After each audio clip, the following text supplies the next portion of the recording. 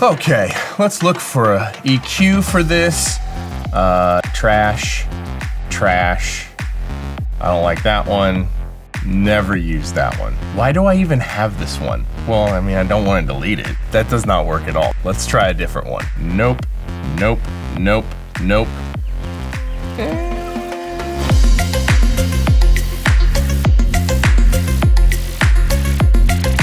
Now, your perspective and your ear fatigue is one of the most important things in mixing. You need to manage your headspace, your perspective, and you need to manage ear fatigue.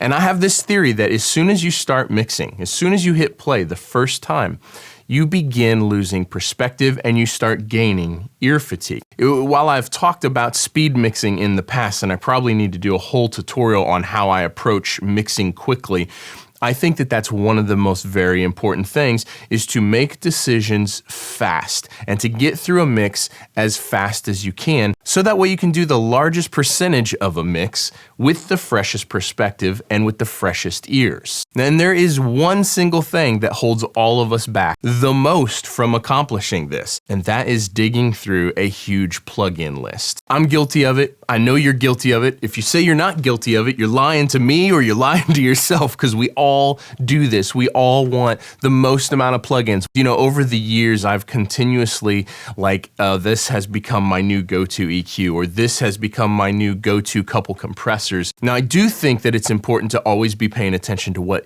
the newest and best and whatever, if there's a better option out there for you, a better EQ that gets you the result that you want faster or better, we should always be paying attention to that. I just don't think it should be within the context of a mix. We should be experimenting with plugins, trying new stuff out, and we should do that when we're not actually mixing a song. Because when we're mixing, it's a performance, and we want to get to the finish line as quickly as possible to keep the freshest perspective and keep the least amount of ear fatigue happening. This video is sponsored by Sweetwater, and there are links in the description below for pretty much all the hardware and all the plugins and all the stuff that I use in the studio, and every single piece that's linked down there has been chosen to serve a very specific purpose. Everything down there I use on a daily basis. If you use any of those links to purchase anything that you want, you don't have to purchase any of the things on that list. You can purchase anything that you want from Sweetwater. It goes a long ways to help support the channel.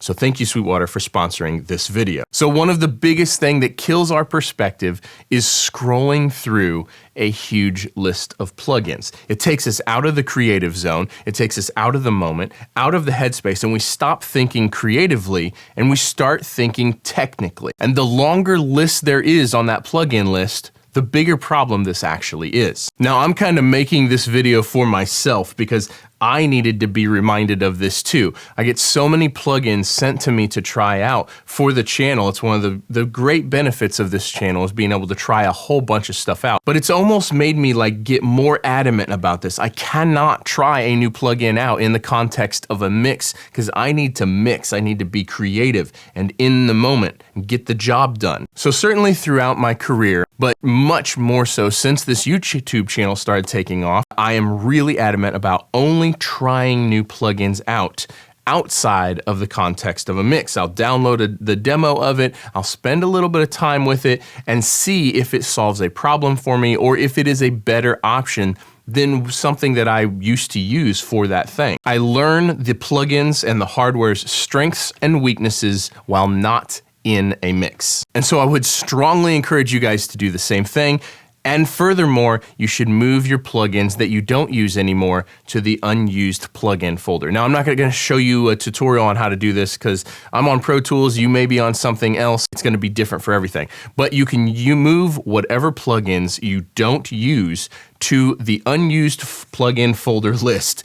And that will keep it from coming up. When you're in your DAW and you go to put a new EQ on, you don't want to see 300 EQ plugins. You want to see 10. And so you can move the other 290 of those to the unused folder. You didn't delete them off your computer. You can certainly go in there and bring them back at any point in time. It's a great way to manage this, so that way you're not deleting stuff and you're not removing it from your computer, but it just doesn't slow you down. You just don't have to scroll through an endless list of plugins. I would strongly advise every one of you to go through and analyze, what do you not use anymore? Move it to an unused plugin, and then also make sure you test new stuff not in the mix, so you can learn its strengths and weaknesses, and then it won't hold you back in the mix. I hope that this video helped you.